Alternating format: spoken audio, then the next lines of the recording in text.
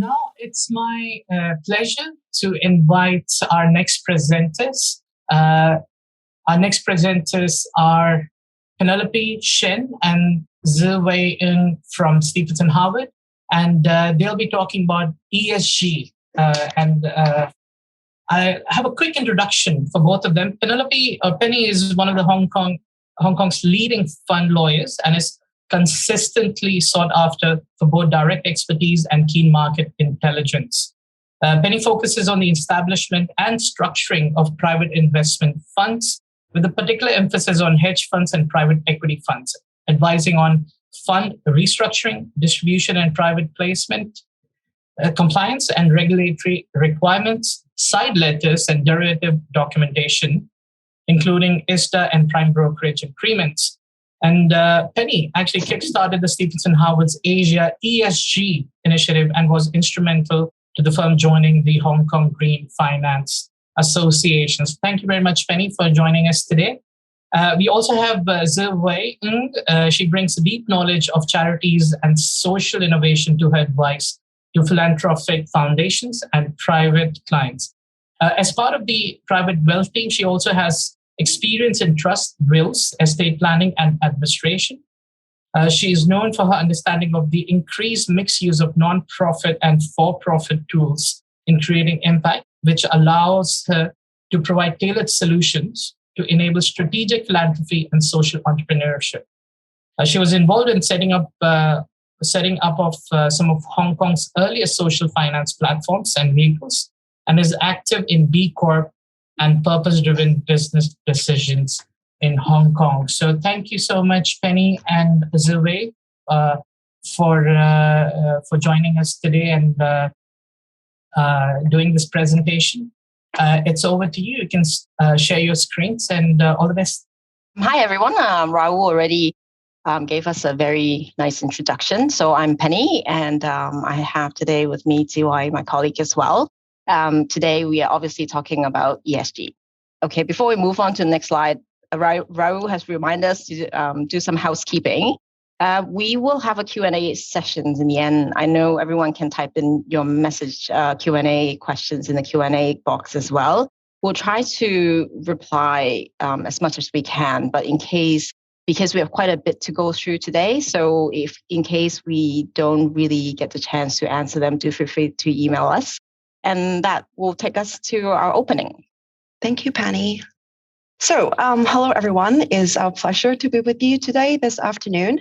So let us start with this cartoon here. It is not a disclaimer, even though we're all lawyers. Indeed, ESG is a fast-growing field and a massive universe covering everything corporate citizenship related. So this slide is just to set the stage for this session, where while we don't claim to know all about ESG and certainly do not know all about ESG, hopefully we'll be able to share a few helpful tips on this learning journey with you. So Tze-wei and I thought it would make things interesting to give everyone a very brief background of ourselves. This is kind of like my journey, not so much SNG, but on the green side. So I was introduced to WWF when I was in primary school. And I already got really interested in green. And after that, I had the pleasure to work with Ms. Christine Lowe. So I've learned quite a bit from her, learning about the protection of harbor ordinance, which she single-handedly pushed forward. I did look into environmental law after I got into law, but at that time, environmental law was actually quite limited in Hong Kong. So I kind of put that aside, and instead I try to educate my kids. So my 9-year-old now is on the forefront telling all his friends to be green and recycle all the plastic that they use. And I put Tze-wei's picture here because we actually go way back. And one thing led to the other, our path crossed again. And as you'll find out, she's a very inspiring lawyer, not like a typical money-minded person. She'll tell you a bit more about herself in a bit.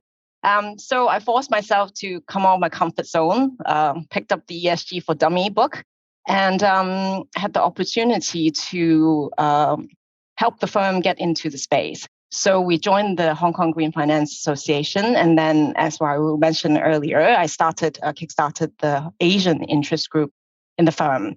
So we work very closely with our global strategy in terms of our ESG strategy. And passing to you, Tze-wei. Yeah, thank you, Penny, for sharing a few facts about herself, her journey. And I must say it has been great pleasure to be able to work on ESG with her since I joined Stephenson Harwood. So I will share a few things about myself too. So before I came back to legal practice, I was I was a journalist, but then I worked for near a decade in the NGO sector and then with a philanthropic foundation and a family office. So I had plenty of experience with charities and philanthropy. And at some point, I realized that we need more than charity and philanthropy to address the challenges that we see today. I was lucky enough to be working for a family office that founded the Sustainable Finance Initiative. And this is a platform that was founded in 2018 for family offices and high net worth individuals in Hong Kong so that they can embark on the sustainable investing journey. And while working with SFI, I came to learn about ESG. I was never a finance person, and now I'm learning about sustainable finance. And it is encouraging to see the investors' enthusiasm for sustainable finance and seeing how we can bring the capital markets into addressing the problem and challenges that we see. So the final fact that I would like to share are these. I'm also a diver. Too bad I can't ask you immediately guess where these pictures are taken. They're actually all taken of underwater Hong Kong during COVID time. During this time, like all of us, we can't travel, but I have dived a lot, and underwater biodiversity Hong Kong is actually amazing. And during COVID time, the water is also particularly clear. In fact, Hong Kong has 84 species of corals, more than Caribbean. Most people probably don't know that. The reason I raise that is also because of my interest in diving and nature, as Penny has shared in her journey. We also are even more committed to ESG and hopefully can bring our work to protect the things we care about with our planet and people. So that's a few facts about me. For those of you who have participated in an earlier survey that we sent out, this is the result. This is quite interesting for us to understand how much ESG is now a part of your work. I thought it was a bit surprising because there's quite a lot of people who say that they're not part of their work yet. But I think part of today's webinar, we're going to show you why that's going to change. And leading to the next page, these are some of the answers that we got from you as well. Some of the challenges that everyone faces in our day-to-day legal work as in-house counsels. So I categorize them into 4 different categories. Some people say that they're not relevant because, for example, it could be handled by their team in, say, Europe and London, in Japan. It's not so relevant to Asia yet. The legal requirements, standards, etc., are not so clear yet. The culture and mission of the firm, and then as well as the governance and management. So we'll touch on all these points as we go along. I encourage everyone, I know this is a webinar, we'll try to keep this as interesting as we can, but do stay tuned till the very, very end because we're going to give you the takeaway at the very, very end. So these are our topics today. So why you stuck with ESG from now on, and then we'll go through what is happening in Hong Kong, and then, like I said, the practical tips will be at the very end. Okay, so the first thing we want to say here, this is more on the lighter tone. If you have not noticed, Robert Downey Jr. actually has a LinkedIn page. I encourage everyone to follow him. I haven't followed him, as you can tell that. He actually, after decided not to continue with his Marvel Iron Man legacy, to set up to venture capital fund investing in startup that focuses on improving climate risk. I think this is something that is great that celebrities are doing because it obviously raised awareness. And what he said is very true. There's no time really to waste, especially on the E front. We see that in everyday's news. So that's a very good point for everyone to take away today. Okay, thank you, Penny. So apart from Ironman saying so, why is ESG here to stay? And I would like to start with a few stories. So story one is a story about investment trends. If we define ESG in the context of investments as investments that do not only look at financial return, but also social and or environmental return, then that growth has been staggering. Whether it's bonds or sustainable responsible investment or impact investing, the figures have all been growing rapidly. The latest numbers from July from GSIA, Global Sustainable Investment Alliance, shows that sustainable investments now account for more than a third of global assets. Meanwhile, the number of asset managers and owners voluntarily signing up to a disclosure framework by the UN Principles for Responsible Investing has also been growing 2 times since 2017. So investors are definitely hopping onto the ESG wagon by allocating assets to these products. The growth story continues if we look at different data that came out during COVID. Companies with strong ESG performance outperform markets, and this is just one of the different sources of data showing that. Story two. Story two focuses on the negative consequences of not taking ESG risk management seriously. Number of climate laws and litigation has been growing in the last decade. If you look at the bottom right, which shows 2,347 climate laws and 1,800 something litigation cases, just in June, when I did a similar presentation on ESG, the number of laws was 100 less. ESG-related litigation is also rising and is no longer just against the government, as in like the Dutch court case here. It is increasingly against private companies, whether it's in relation to their disclosure, say the Santos case here, which is being challenged for the clean fuel claims and net zero target pathway, or is in relation to breach of fiduciary duty for a pension fund, which is the 50 billion super fund case here in Australia. And then there are also cases where parent companies are held liable for their overseas subsidiary, as evidence in 2 recent cases in England. And shareholder activism is not restricted to a courtroom. It's also in the boardroom. Just in June, both ExxonMobil and Chevron suffered shareholder rebellions from environmentally minded investors pushing for lower emissions. And of course, not every scandal or events ended up in court. This is just a few examples of companies or organizations that have experienced ESG-related impacts, and you may remember some of them. This is from the Enterprise Risk Management Report by WBCSD, World Business Council on Sustainable Development. Some cases, including Nike in the 90s of modern slavery, 2011, flooding in Thailand resulting in disruptions to automotive and technology supply chain, to more recent, Uber facing sexual harassment scandal leading to a delete Uber movement. And then, of course, there are more. Facebook with data privacy. Deliveroo is launched this is IPO earlier this year because of its treatment of workers being marred in that scandal. Story 3, again, is quite different. And this time, we're not looking at growth, we're not looking at negative consequences, but really trying to look at why we talk about ESG in the first place, which is essentially the urgency of the problems we face, whether it is climate change or inequality. Climate change, we see that UN was warning that we have 12 years to limit climate change catastrophe, and that is from 2 years ago.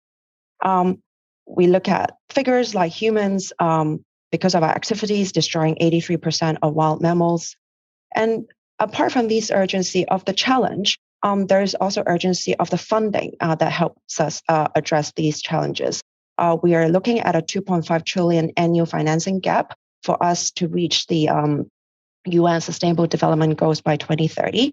And of course, that is also being derailed somewhat by COVID-19 crisis, unless we can really focus on Build Back Better.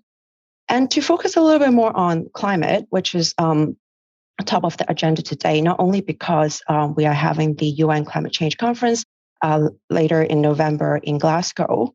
The Paris Climate Agreement, most of us would have heard of it or know pretty well about it. It is to get the countries and parties to on an action plan to limit temperature rise to under 2 degrees above pre-industrial level and to achieve net zero emissions by mid-century. How hard it is? To achieve this goal, we need to halve our emission by 2030. But there's data showing that we are actually the way our financial activities, our activities are still heading towards a 3 degrees scenario right now. You may ask, what is the importance of 1 degree or even half a degree? So this is what half a degree change would look like. It means 2.6 times worse of extreme heat and 10 times worse of having ice-free sea in the Arctic during summer, which means that we will have more severe sea level rise with 10 million more people exposed to sea level rise. It will also mean a decline in annual marine catch and crop yield, and 2 times worse on species loss. And now you know why I mentioned coral reefs in the beginning. It will also mean a 99% decline in coral reefs with a half degree change. And for a diver, it is very painful to imagine that. So with all of that, with those 3 stories, it brings us back to why ESG is here to stay, or more why ESG generally. With the 3 stories, we've touched on investment trend, we've touched on investors' demand, shareholder activism, some on regulatory landscape, the risk, litigation, but there are more. We are seeing generational shift in employees and consumers' expectations. We are seeing a shifting discourse on fiduciary duty from whether board could consider ESG to whether it is a breach of fiduciary duty to not consider ESG issues. And of course, it's not all obligations and risks, but ESG can also offer new business opportunities. With our transition to a low carbon economy, there will be new business opportunities. You have shared with us your views on ESG or your pressing, burning questions. I would like to share just quickly another survey of General Counsel, and this one is done by Harvard Law School on their view of ESG risk. As you can see here, I'm just highlighting some of the findings that were interesting for me. So here you see that over 78% of these counsel, they interview survey 69 General Counsel. They 78% said that they have been pressured, they received pressure in the last 3 years from internal and external groups to increase their commitment to ESG. And actually in the US, it seems like employees is their biggest source of pressure point rather than institutional investors. What's also interesting is this finding. The survey finds that General Counsel on average support ESG-related activities, but at the same time harbor significant concern for the legal regulatory risk of these activities. So they pose a question: can companies find a balance between doing good and not creating unexpected damage? And I'm sure this question may probably sit on some of your minds too. So the answer to that is, no matter what, we still argue that a proactive approach is required towards managing ESG, especially if we are worried that ESG activities may create additional or unanticipated risk. And this is because, apart from all the facts that we shared earlier just now, policy interventions is definitely on a steep growth. In fact, with the Paris Agreement setting more milestones for 2025 and 2030, we will only expect government responding more to these stock tick milestones. And you may also notice already last year how a lot of countries shared their carbon neutral goal, including China, which shared that they will achieve this goal by 2060, and Hong Kong by 2050. Fiduciary duty is another area that we should keep a close eye over. Freshfields have done 3 reports on this topic, and in its 2019 report, it has made a conclusion that the conceptual debate is over. Investors that fail to incorporate ESG issues are failing their fiduciary duties and are increasingly likely to be subject to legal challenge. Oh, there's the cover, just so you have a visual aid.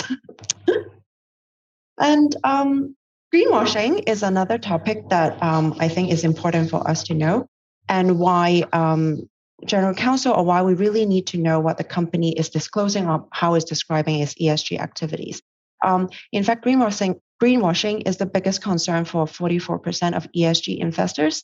And a recent report by Influence Map on climate funds show that a shockingly 71% of ESG category fund have a negative portfolio Paris alignment score, which means that their funds are not Paris aligned as they claim to be.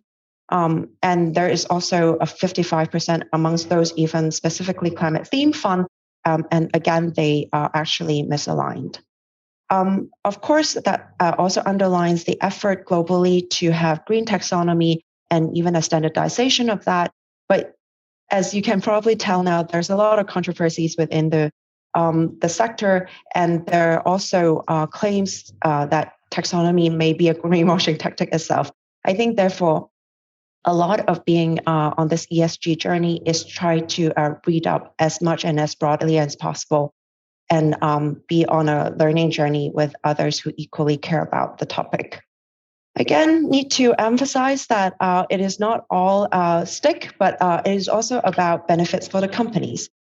So I would like to share a recent report by ISIFMA, the Asia Securities and Financial Markets Industry Body, on why companies is investors' ESG expectations. That's the name of the report. But this is about why companies should adopt best practices on ESG issues. And the top of the why is making that it makes business and financial sense, that it helps control the narrative, and that it builds trust with stakeholders.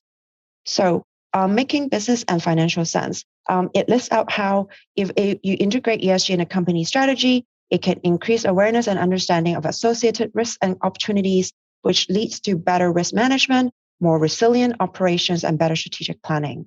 It would also lead to more empowered, purpose-driven, and loyal workforce. It would increase customer trust. It would increase trust of investors. It would all contribute to long-term resilience and value. As for controlling the narrative, I find it interesting that really I just need to cite one sentence, and that is companies are being researched, assessed, and scored by investors and independent ratings providers, whether they like it or not. So why not control what you disclose? Okay, very quickly. So what exactly is ESG? It could be concepts. As you can see here, the sustainable finance spectrum going from exclusion to impact investing. Again, different strategies available to investors. You probably have seen many different versions of this kind of categorizing ESG related investment. It can also be ESG issues, the environmental, the social, and the governance. And you see this in our ESG reporting in Hong Kong as well. It could be frameworks. It could be the UN Sustainable Development Goals. It can be the task force on climate-related financial disclosures.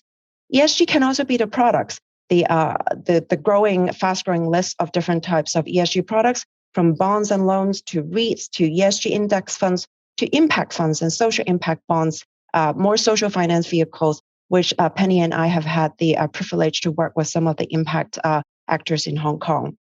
What else? It could also be the ecosystem. It is everything from the issuers to the end investors and everything in between, from the rating providers, the asset managers, to the indicators, to the institutional investors. It can also be the many acronyms from the GRI to the SASB, to the UN Global Compact, to the Guiding Principles on Business and Human Rights. But it can also be asking why. So this goes back to some of you have actually asked us already about mission, about culture, about bringing everyone along. So in 2018, probably you remember that BlackRock, Larry Fink sent a letter to CEOs talking about a sense of purpose for the first time for companies, that they should look after stakeholders' interests and not just shareholders. In Davos, in 2020, stakeholder capitalism was the theme. And in 2019, we have the Business Roundtable redefining the purpose of a corporation, again, to promote an economy that serves all Americans. And we can extend that to serving all stakeholders. There are even companies now that would voluntarily subject themselves to a certification system where they would have to make commitment to taking care of stakeholders like environment, workers, and community. And they would change their articles of association to reflect that. And this is a fast-growing movement with over 4,000 companies now and big names that is shown here. So I don't think I have time to go through a lot of the developments and trends, but I would love to just stop here by stressing that standardization definitely is happening because some of you mentioned how there's many different frameworks out there, and it's hard to know sometimes to make sense of which ones to use. And definitely standardization for more consistency and comparability is happening. One of the biggest legislation is the EU taxonomy that was launched earlier this year. In China, there's also a green bond project catalog, and Hong Kong will be signing up to the Common Ground taxonomy, which is being developed by China and EU, a working group that's led by China and EU right now. Another trend worth noting is from voluntary to mandatory. And not only are we seeing that in the EU Sustainable Finance Disclosure Regulation launched also earlier this year, but also Hong Kong EX own listing rules, where mandatory disclosure on board's role and oversight of ESG was introduced in 2020. So I will stop there and pass it back to Penny. Hi, I know for those who are still awake, all these can be quite daunting. All these jargons, acronyms. We do know that there are different levels of audience here, so bear with us if they're too easy and if they're too complicated. I would say that's how I started, so don't get intimidated by them. So from Tze-wei, what she mentioned, maybe we'll come a bit closer to Hong Kong and see what's going on in this market. The ESG has grown substantially across all industry and sectors. I must admit, Asia is a little lagging behind that of Europe or maybe North America. But the industry, I think the financial industry plays a very key part in this drive in Hong Kong. And I think this can be indicated by what the SFC Exchange and the Monetary Authority has been doing. So this is the next two slides is just a overview of what's happening in Hong Kong. So as you can see, the key regulators, the SFC, the Exchange, the Financial Development Council, and the Hong Kong Monetary Authority, what they have been doing, for example, the Exchange, their first initiative date back to 2013, where they have introduced the ESG reporting guide and related listing rules. And then, of course, now they have evolved that, and it has become a comply and explain method instead of voluntary, which echo what Tze-wei just said. You know that is fast evolving from voluntary to mandatory. And closer to my practice of investment funds, I watch very closely what the SFC is doing. So from 2018 onwards, they have been repeating that ESG is in their agenda. And for example, they have issued a circular to for management company of SFC authorized funds. So if certain investment funds fall into these categories, their names are actually listed in the SFC website to say that they are green and ESG compliant. So that's what's happening. And then I guess one key thing to also mention, in May 2020, the Green and Sustainable Finance Cross-Agency Steering Group, chaired by the SFC and the MA, was formed.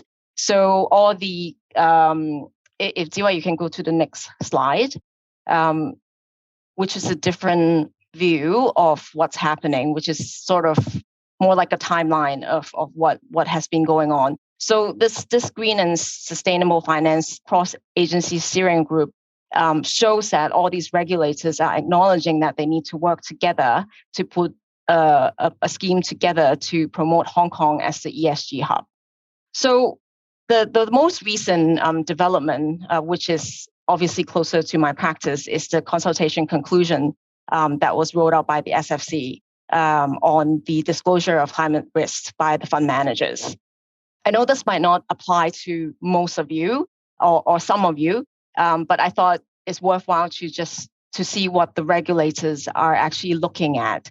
So they have opted to just roll out the first round of mandatory reporting, and they acknowledge market participants can be differentiated by the size of the portfolio they're managing. So if you look at the top part of the slide, they have separated into all the fund managers as well as the larger fund managers. And after the consultation, they have upped that level to asset under management of Hong Kong 8 billion. So this is quite large for Hong Kong. So I think the objective is to get the industry going and just get started, get used to that. They have to start addressing these climate-related issues, and more so, investors are asking about what the managers are doing on the ESG front. And I think in line with a lot of the regulators, what they are doing in terms of their requirements to these fund managers will fall under governance, investment management, which is their policy, their risk management to identify and assess and quantify and manage what these climate risks is in relation to the investment strategy. And then, I guess, together with all the other regulator listed companies' disclosure, that is a key part of what the regulators are doing. Okay, so for those of you who are interested, SFC actually had a seminar this morning, and then they will have another one on the 12th of October. I suggest people who are in the industry to attend it, because we all want to know what the SFC is expecting and on this. And I'll be sitting in the second seminar as well. And on this note, I'll pass it back to Tze-wei, because she actually, together with our IPO team, has written a section on the ALB Hong Kong IPO handbook on the corporate governance, which is related to what we're talking today. Thank you, Penny. So now we move from SFC to Hong Kong EX. For this webinar, we're just going to give a quick overview of the ESG reporting requirements and the latest corporate governance consultation, and how the two relate to each other, as we would like to leave more time for the practical tips in the next section. So the ESG reporting guide is a disclosure framework introduced in 2012, and where the disclosures will be made in an ESG report, which can be part of the annual report or a separate report. The requirements have been tightening over time with the two reviews in 2016 and 2019, with the different environmental and social aspects moving from voluntary to comply and explain.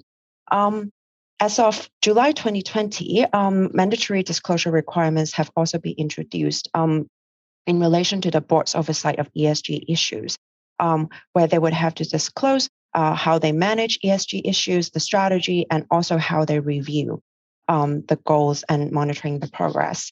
As for the comply and explain provisions, they're in relation to 12 environmental and social aspects. And issuers are asked to provide general disclosure on related policies and compliance, and to report on the key performance indicators. These 12 aspects are listed here: 4 under environmental and 8 under social. You can see that there is climate change there, which is introduced in the latest round of review. While the report did not fix the KPIs that companies need to meet, because they want to leave it more open to allow companies to really pick frameworks that would suit them, it does give quite a lot of guidance on the process. For example, materiality is definitely a principle that has been stressed in the guide. Specifically, ESG reports are required to disclose the process used to identify and the criteria for selection of material ESG factors. And if a stakeholder engagement is conducted, a description of significant stakeholders identify the process and the results of stakeholder engagement. Materiality essentially is that you do not have to report on all the different ESG aspects, but you need to go through a process to identify which ones are most relevant to your operations and to your stakeholders, and report on those. And if you have done the process by saying that they're not relevant, that would meet the comply or explain requirement. And since materiality is such an important concept, we will come back to this in the next session. Corporate governance. So the Corporate Governance Code introduced a disclosure framework in 2005, which is the disclosure would be made in the issuer's CG report. There's a new consultation on the corporate governance code launched earlier this year. And in it, they emphasize the overlapping considerations and disclosure obligations on issuers and directors, and in fact introduce or propose new paragraphs that will spell out that linkage better. Some of the key proposals include aligning the reporting time for annual ESG reporting with the annual report, which is also when the annual corporate governance report will be made. There's a new code provision requiring an anti-corruption policy, and having a whistleblowing policy has now been upgraded from recommended best practice to a code provision. There are also new proposals in relation to INEDs and gender diversity. For INEDs, there's a new code provision requiring disclosure of a policy to have independent views at the board level, and also upgrading of a code provision to a new rule to require issuers to establish a nomination committee chaired by an INED and comprising a majority of INED. INEDs are also where you can bring in ESG expertise if reviewing the current board capacity, you find that may be a gap there. Gender diversity, the proposal include having a new mandatory disclosure requirement to require all issuers to set out and disclose numerical targets and timeline for achieving gender diversity at both the board level and across the workforce. There's also a new CP to require the board to review annually the board diversity policy, and also a revised note to listing rule to highlight that diversity is not considered to be achieved for a single gender board. So all these are welcome by us, although we do urge that there will be further steps taken in the near future as we look at other jurisdictions. Oftentimes, there may already be setting out percentage for what would consider board diversity, and also looking beyond gender as an issue and looking at other underrepresented minorities as well. So that concludes maybe our session on Hong Kong specific regulations. And next, we'll move on to some practical tips. Okay, so back to me again. I've put down here a Paris map because I obviously miss traveling. But I just want to point out that this is some experience that I thought is worthwhile sharing. Like I said earlier, ESG can be daunting. There's a lot of information. Everyone is throwing jargons at you, but you can start anywhere. I think at the end of the day, it will still take you to the same place. There might be hiccups here and there, but that's anywhere would be a good place to start. So I'm going to, just now at the very beginning, I mentioned that we're going to share some practical tips. I think for myself, practical tips are quite important. As I mentioned, my journey was quite long, and to get into this space, it actually takes a bit of effort. Compared to Tze-wei, when I first started talking to her about ESG, I was like, oh, really? I really got a long way to go. But I think for legal counsel especially, when we are in-house, a lot of times that we have or the market feels that, we take a more passive, supportive role of a business. But I think ESG will be a great opportunity for us to show that we can be proactive, to identify some of these strategies, which I think with our professional knowledge can really help a company get into the space and go to the right direction. So as I go through all my points, you will know that after my suggestions, Tze-wei is going to go through the similar themes and go into a little bit more details as we go along. So once you have started, I guess this goes back to what we're most familiar with, is to review and monitor. As lawyers, this has always been part of our job, compliance, looking at, once we have ensured the strategy direction is incorporated into our governance, then we have to monitor and review that it has been implemented, not just at the management level, but also at the broader business level. And with monitoring, that comes down to reporting, whether there are any issues that we need to point out, is there anything that needs to be improved? And with the employee level, which is something that I think as internal legal or compliance can also look at, we'll be working together closely with human resources just to see what the employees can do. Can they be part of the ESG strategy going forward? And then Tze-wei mentioned earlier, understanding the materiality of the disclosure requirements. This is also a part we can play very crucially because as you see, regulations are coming up. There will be more disclosure requirements. Is the firm going to just do the bare minimum, check the box? I've done it, I put it there. Or do you want to go a bit further? Disclosure to taking into account what stakeholder wants to see. And without, crossing the line and putting in too much, which might lead to potentially even complaints and litigation. So we really need to look at what is relevant, what is material, and make sure that the disclosure generally to the public would be appropriate. And the last, definitely not least, is due diligence. Of course, this is also something that we look at quite closely in our day-to-day work in terms of, depending on what business you are, the whole supply chain, basically your ecosystem of your business would have elements that you might want to look into. For example, your supplier, your service providers, are they your logistic company? Are they doing the right thing? Did they implement their ESG policy in there? That is something that we can also look at. And I will pass on to Tze-wei, and I know she has more to add to what I've just said. Thank you, Penny. So yes, thank you for highlighting some of our practical tips. And here we thought it may be helpful to go back to the SFMIS report that we referred to earlier, and where they shared some common pitfalls that they have noticed in sustainability disclosure. These are the top three. Bridging the expectation gap between what you're disclosing and what investors or the public are expecting. Avoiding a compliance mindset, which we hopefully have established that point by now, because otherwise you may miss some risk or opportunities, and repositioning ESG from a marketing and branding function to really seeing it as a core part of your strategy. So just sharing some data that the report gave us, which may be interesting for you for your reference.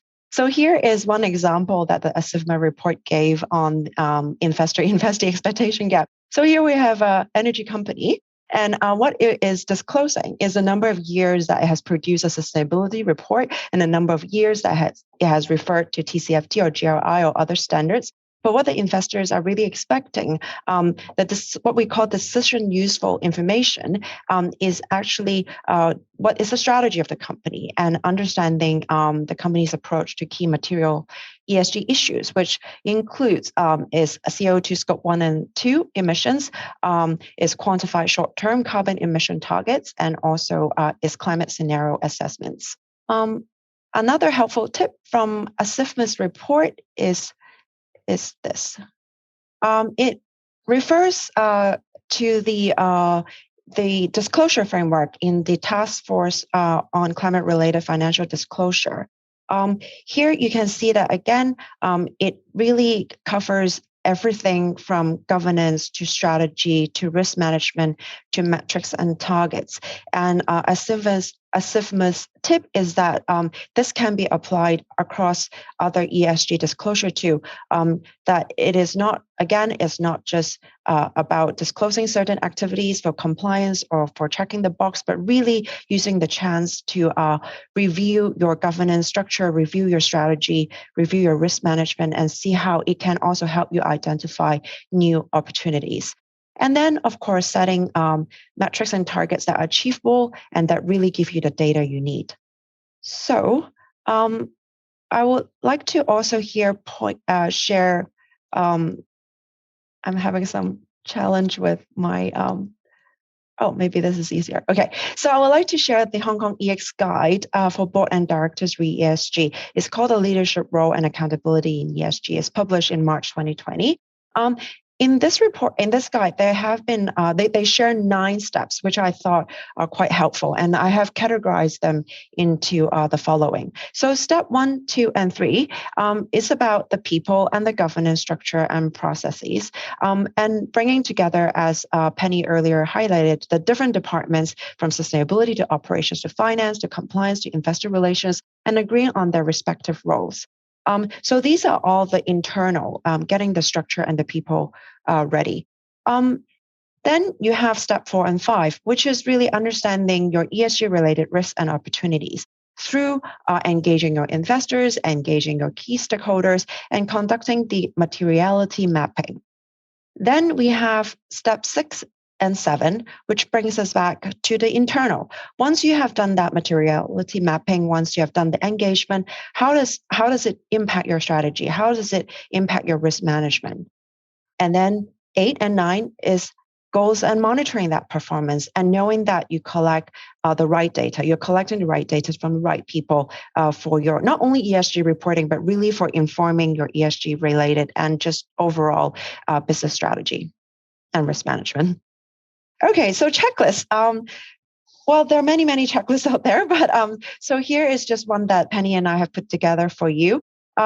Yes, educating on ESG as related to your business is definitely important. Understanding why is also key because, as we already emphasized, through different reports and readings that we share, that that is key for you to understand why your company is doing this, but also for bringing everyone along. Conducting the internal review, taking stock, looking at your structures and policies, existing relationships and contracts. We mention contracts here because increasingly we're also seeing companies, they may be amending their contracts with suppliers, they may be amending their contracts with termination clauses that would take into consideration carbon emission. So there are different ways to review your existing relationships and secure some of those goals into your existing contracts. Understanding materiality, doing the mapping, doing the external stakeholder engagement, these all help you understand the risks and opportunities, but also thinking about how you communicate that with your investors and the public.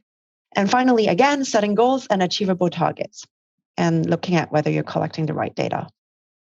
And if you put that against the categories in terms of how a company operates, there is a governance structure, there is the policies and processes, there's also employment practices, and increasingly looking at your supply chain monitoring. Here is just a chart that may be helpful from, again, Hong Kong EX materials, showing what would be a good governance structures that incorporates ESG. You can see here there are 2 options here. There's having an ESG committee at the board level. There is also having a director that specifically look after ESG and to whom ESG managers report to. And I mentioned earlier on that materiality is a key topic. And here I would like to just quickly share with you, what's the time?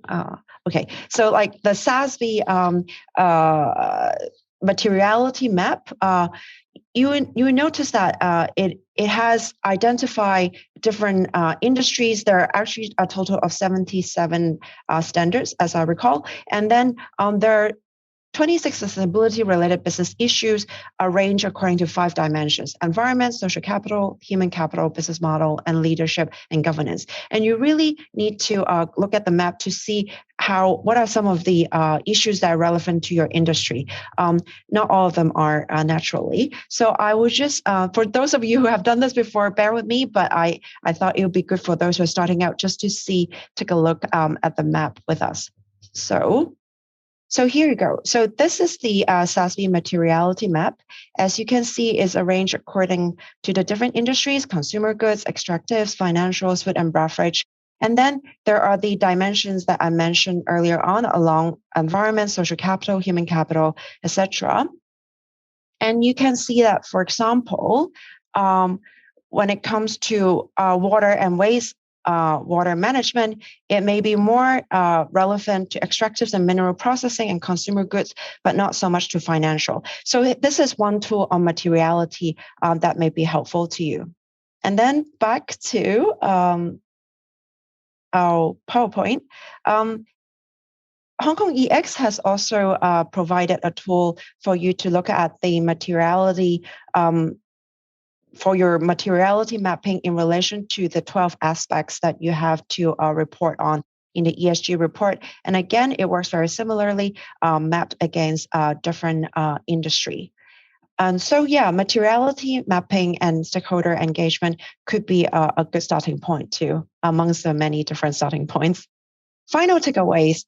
We know we have thrown at you a lot of information today, so we try to consolidate what we said into these 4 triangles. The first one is step by step. As Penny said, you can start anywhere. And here we would like to also emphasize that it is really a learning journey.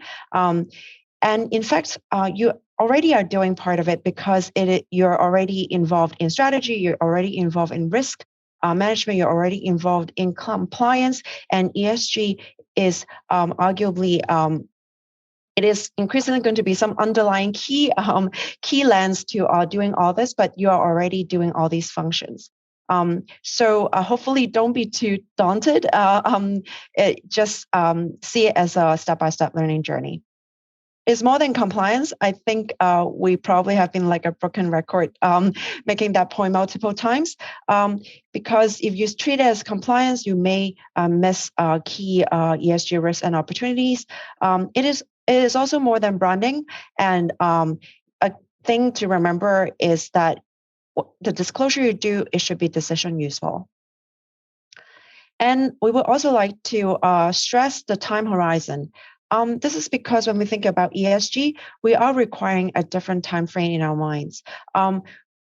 We are very used to short-term return, thinking about short-term return, but here it really requires us to think about long-term risks and value creation.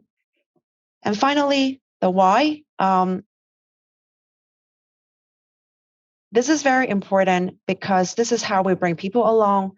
This is also where we can be innovative, where we can think about positive social and environmental impact that we can create with our business, and also how we can contribute to sustainable growth.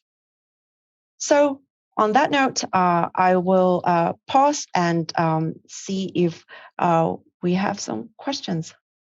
Right, I think, sorry, it's Rahul, yeah? I think we have a couple of questions. Do you mind if I just read them out? One of the question is, where can we find the SASB materiality map? I think you shared a website. So if you can just let us know, or maybe type it in the chat box so everybody has the URL. For sure, yes, it is online, and the link is on the page just now, but I'll happy to type it in here. Okay. And also, sorry, go ahead, Tze-wei. You were saying no, please go okay. on. So also, how do you think, this is a question that's come in, how do you think Hong Kong is placed in terms of ESG awareness and actual implementations as compared to the other major cities in Asia? Okay, so maybe I'll go first, and then Penny can jump in, because very interestingly, both of us being on the policy group and at the Hong Kong Green Finance Association, we are actually doing a research report on how Hong Kong can become a hub for infrastructure funds, green infrastructure funds, and where we did some comparison. So so I would say in terms of regulations, Hong Kong is pretty good. Like, it has regulations for companies, we have regulations for funds. But of course, if you compare Hong Kong with, say, Europe, we are definitely not quite there yet. But also, we do think that the Hong Kong government is doing quite a lot of initiatives already, especially in the last few years, in growing ESG awareness. And almost every month, you will see a new initiative. But we do think maybe even just in the funds sector, we can see there. If we look at Singapore, say for example, we can see that there's room perhaps for the government to work more with, like, say, ESG aligned asset managers, dedicating fund to ESG investment, etc. Yes, I think Tze-wei covered most of the things that I had in mind. I think Hong Kong is in a good place and it definitely heading in the right direction. And as she mentioned, everyone likes to compare us with Singapore. Singapore has their advantages in many ways. For example, their ecosystem of the ESG front is actually quite developed compared to Hong Kong, but I think Hong Kong is not far behind.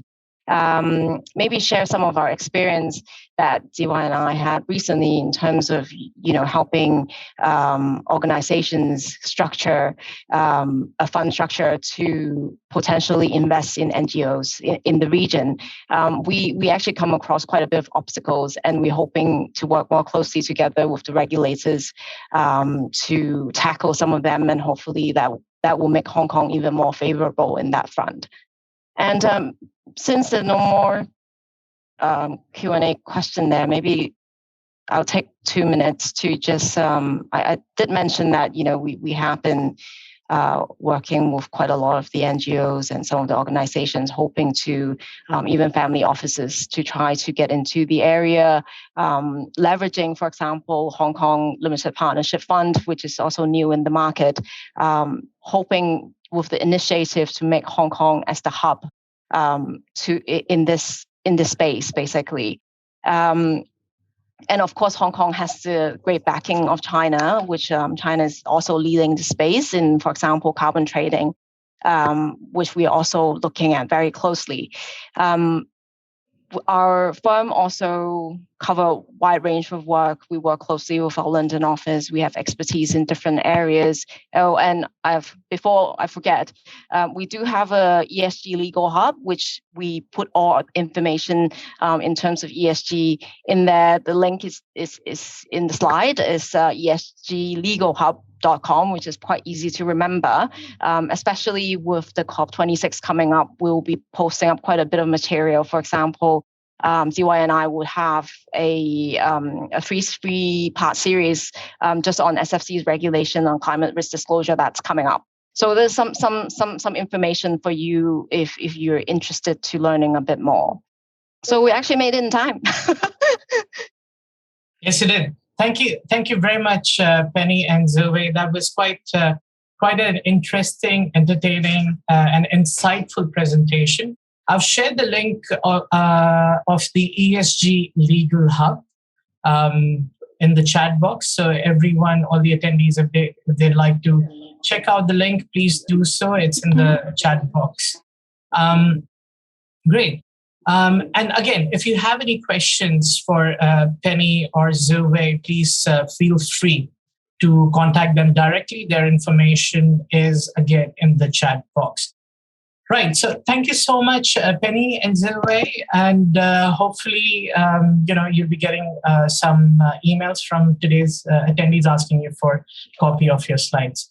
Thank you so much. Yeah, we see there's a question from Eric Chin, but maybe we can answer that separately. Right. I think you haven't partially answered that talking about Singapore. So if I know Eric and will share his details with you. Thank you so much, Penny and Tze-wei. Thank you. Thank you.